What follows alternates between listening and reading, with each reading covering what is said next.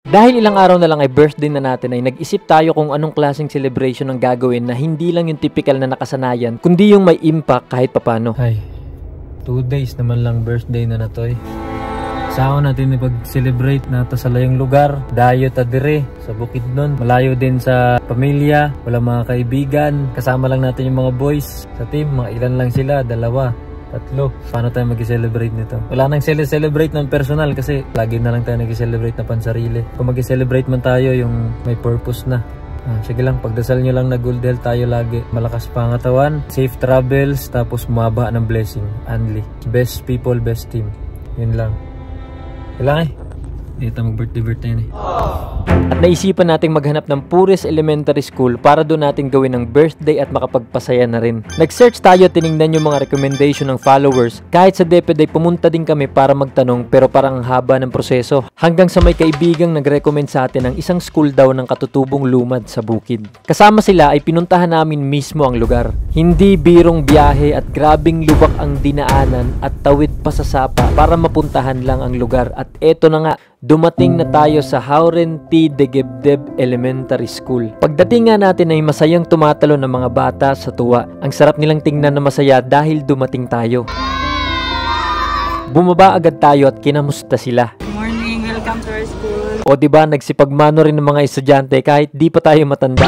Sa pagdating namin dito sa lugar ay napansin kong malayo ang school na to sa mga nakasanayan natin. Parang kulungan ng manok ang lamesa, luma ang chalkboard at pinagtagpi-tagbing kahoy lang ang nagsisilbing lamesa ng mga estudyante. Hindi din sementado at kahoy din ang haligit pundasyon ng classroom. At ang mas nakakalungkot ay walang dingding ang eskwelahan na to na siyang dahilan para mabasa ang estudyante at teacher halimbawang umulan. At para di mabasa ang gamit ng mga bata ay pinapauwi na lang sila halimbawang lumakas ang patak. Dahil kulang nga sa materyales at di matibay ang pagkakagawa ay madalas nasisira to gaya na lang ng isang classroom na to na bumagsak. Ito yung mga room nila.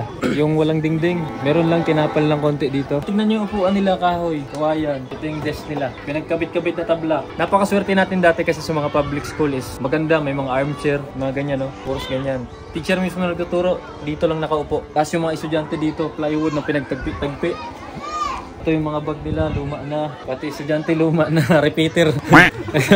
Mga 20 times bumalik ng kinder. Ito natin plan putik, yung iniisip nating budget na magkano lang. Parang hindi mahihit. Subukan natin. Tinawag na nga tayo dahil may gagawin daw na ritual para sa atin. Pag mayroon kami bisita na mag-ritual kami pang welcome. Ito pala ay isang ritual na pag-welcome kung meron silang bisita sa kanilang lugar.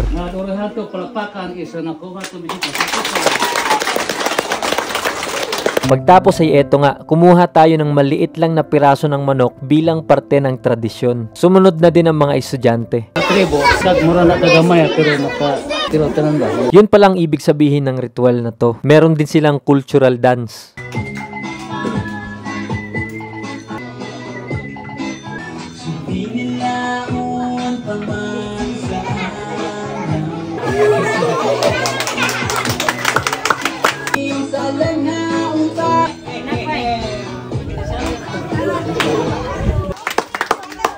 Sunod ay kinausap ko ng mga volunteer teachers sa plano natin sa ngayong birthday. At dahil ito nang napili nating paggaganapan, ay umalis na agad tayo para bumili ng mga kakailanganin. Yun, grabe. Balik tayo dito bukas. Maraming salamat pala sa mga kaibigan natin. Kasama natin ngayon na nag-guide sa atin, na nagdala. Salamat po. Pag-uwi ay nilista na agad namin ang mga bibilhin para mabili na agad bago magsara ang mga tindahan. Naglilista tayo para sa ganap bukas sa birthday natin. Bibili pa tayo ngayon, last 3 na, maghahabol pa doon. Bala na, scatter na boys, ilan lang kami. Nasa point pa tayo ng medyo nag-aalanganin tayo sa financial, pero sige, tuloy lang. Ano talaga struggle natin to. Pinasok natin to, ito yung gusto natin mangyari. Harapin natin yung mga challenges. Sige lang, basta kita na rin nato ang ngisi sa mga elementary students doon, pati sa mga teachers. Solved na.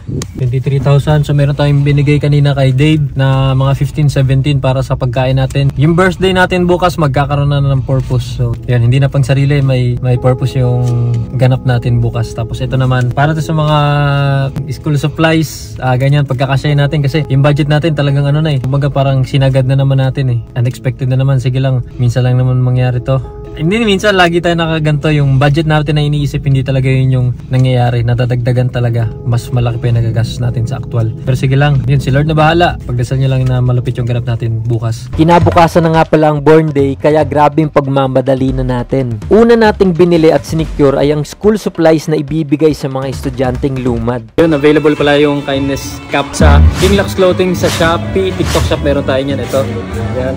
Ito, supportahan nyo para mas papalaki pa natin yung ginagawa natin. Meron din tayong Kindness t-shirt available din sa TikTok Shop pati sa Shopee. Nasa link, comment section. Bili na kayo. Nagkakaubusan na. Lalo ngayon, bare months. Pagplano naman ng mga ganap ang ginawa ng team pag-uwi. Sinisiguradong smooth lang ang mga gagawin para less mistake ang galawan bukas. At syempre, hinanda na rin natin ang mga lulutuing pagkain. At kahit hating gabi na at antok na antok, ay nirepack na rin namin ang mga school supplies. Ito na nga ang mismong araw. Kahit gusto pa nating matulog ay kailangan gumising dahil may mga nag-aantay sa atin. 3 hours lang tulog ng lahat pero laban na yan. Umagang-umaga ay bumungad sa akin si Sir Jun, ang may-ari ng bahay na nirerentahan namin, na may dalang cake. Kaya maraming salamat sir at may pa-birthday pa. Happy birthday! Happy birthday to you!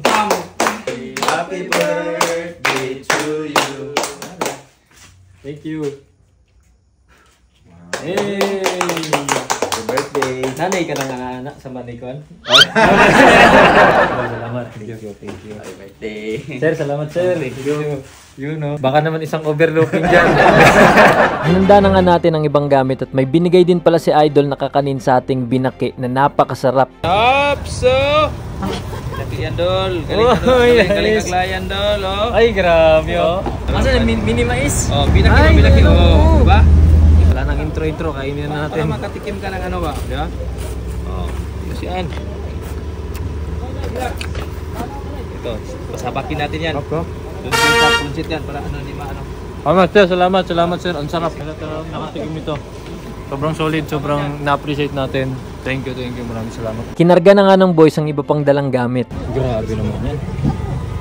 Ano nakuha mo? Ano yun, Noy? Joyboy lang malakas. Joyboy lang sa kalam.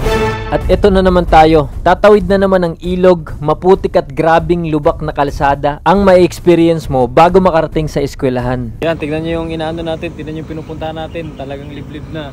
Sobrang layo, ang hirap ng daan, pero sige lang. Ito sa idol, lumalaban mo. Laban tayo, laban! Para sa kinabukasan! Yan.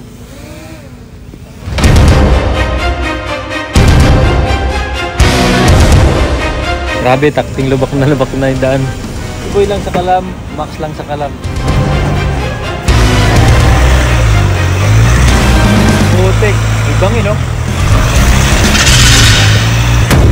Na-survive naman ni Joyboy ang hirap ng daan at nakarating na tayo sa community na to. Papunta pa lang sa mismong school ay nagsitakbuhan ng mga bata papalapit sa atin at sobrang saya nila.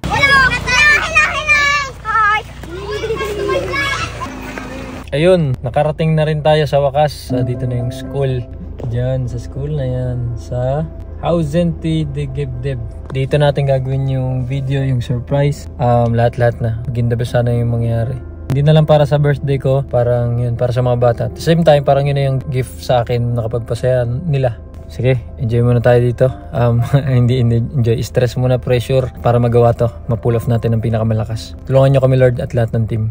Eto at nakipag-meet na tayo sa mga dato at leader ng community. In-interview din natin ang mga leader kung kamusta ang kalagayan nila at kung ano ang mga pinagdaanan nila. Pati mga volunteer teachers at estudyante ay pinagsalita na rin natin. Mapapanood mo yung sinabi nila sa full video natin na nasa YouTube channel na Kinglocks. Hopefully, sa mga sinabi niya, mayroong mga viewers tayo na pwedeng mag-send ng help. Dito lang yan sa Don Carlos, Bukidnon. Tapos yung ano yung Purok Sir, tsaka Purok 9, Pualas, Don Carlos, Bukidnon. So, yun. Kita nyo naman yung school. Tapos yung sinabi niya na kailangan talaga. Sobrang nahihirapan talaga sila doon sa pag-build nito, pagtayo, yung mga materyales, ultimo yung mga pako, nag-aambagan sila. Napakabigat. Kala nyo mura lang pero napakabigat na sa bulsa nila. Lalo, sabi nga niya, isang tuka lang din sila, sir.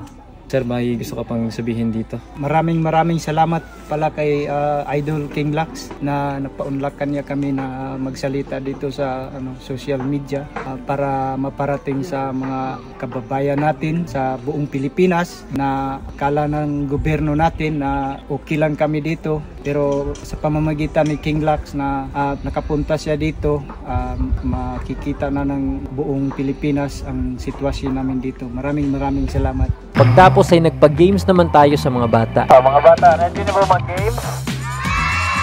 May mga games tayong gagawin dito para sa mga bata. Sabang nag-video tayo, nakatingin din sila. Nagtulong-tulong na rin ang lahat para ma-set up na mga kailanganin maya-maya. Sarap nito sa pakiramdam. Ang daming bata, masaya. Parang dami nating anak. Sarap mag-birthday ng ganito. Parang bihira mangyari sa kanila. Di ba? May mga bata nakita ng drone, tonto. Tonto yung bata sa drone. Ito, grabe. Sobrang dami ginagawa dito yung mga bata ngayon. Yan. Tapos 4:30 na, ay nabol natin yung time para hindi magabi. Tapos magawa natin lahat-lahat. Games, as pagkain, tapos may bibigay pa tayong malupit. Inumpisahan na nga natin ang unang laro, ang sack race. Go!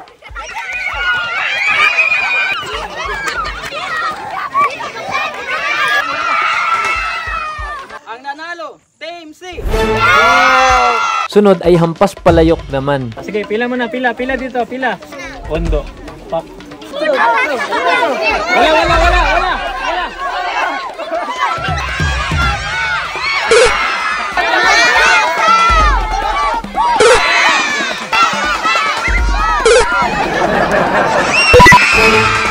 Pagkabasag nga ay agad na nagsilapitan ng mga bata para umagaw ng mga pagkain at barya na nasa palayok. May mga laro pa sana tayo kaso alanganin na sa oras at parang uulan kaya kinuhan natin ang dalang mga school supplies para may pamigay na agad. Busy kunyari pero busy talaga. Tres lang yung tulog natin pero sige lang. Astig kasi ang dami mga bata, ang sarap tingnan. Pansay tingnan ng mga bata na ito nag-enjoy. At bago mamigay ng school supplies sa mga bata ay may bibigay muna tayong Donation po para sa school, 15,000 po. Kami po ay nagpasalamat dito sa binigay ni Kas at yung mga school supplies para sa mga bata. Malaking tulong na po ito para sa nasira na classroom doon. Follow and subscribe King Lux. Salamat. Sinimulan na nga natin ang pamimigay sa mga bata. Ang sarap sa pakiramdam na nakakagawa tayo ng mga ganito sa mga estudyante na siguradong minsan lang nilang maranasan dahil sa napakaliblib ng lugar nila at sa hirap na rin ng buhay. At syempre, meron din para sa mga teachers na magagamit nila pag nagkaklase. Pati nga din sila tuwang-tuwa sa natanggap. Nang handa na ang mga pagkain ay pinamigay din natin sa mga bata at mga taong nandun para makakain na. Sino gusto ng steak? Ako! Habang namimigay tayo ay lumakas na ang hangin at parang uulan na kaya sumilong na tayo sa isa sa mga classroom nila. At dito ay nagbigay rin tayo ng laruan sa mga bata. Ay Dol, okay ka lang Dol? Okay lang Dol. Salamat sa porta Dol ha. Solid ka Dol, solid ka. God bless you always Dol, happy birthday. May pa-cake nga din at kinantahan pa tayo ng birthday song kaya malaking salamat sa inyo. Happy birthday to you!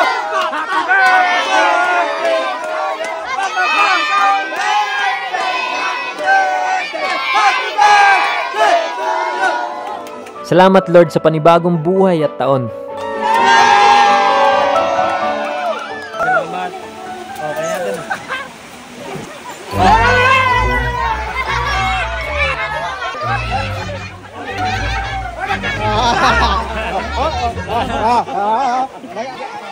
Parang kanin lang eh. Grabe. Purple yum. Ice cream yummy. Ice cream good. Kahit naabutan ng ulan ay tuloy pa rin ang pagbigay ng saya sa mga bata. Yung birthday ni Idol, umulan ng biyaya. Gabi na at uuwi na tayo at ang saya lang. Kahit tapos na ay nagsusunuran pa rin ng mga estudyante. Mas naging maputik pa ang daan dahil sa malakas na ulan pero sulit naman ang experience. Maraming salamat sa inyo ma'am sa pag-recommend ng school at pagsama. Kamusta mo mga bata? Kamusta diha? Galing. Hindi nagsisi. Sulit. Para sa kanila talaga to. Ay, bata astig ha. Galing dito ha. Grabe, sumusunod pa rin. Solid yung nangyari. Naulanan pero solid. Grabe. Dahil sobrang kapal na ng putik at madulas na ang daan ay nagpagewang-gewang ang motor natin kaya nakapag-exercise sandali ang boy. Hey, madulas ba? Di naman? Hindi naman. Isa lang to sa marami kong experience sa pagpunta sa iba't ibang lugar sa Pilipinas na di ko pinapakita sa inyo nun. Marami pang mga words na di lang na videohan pero pakunti-kunti ay ipapakita ko din sa inyo. Pero para ganahan tayo ay pakisubscribe naman ito. Libre lang yan at walang bayad.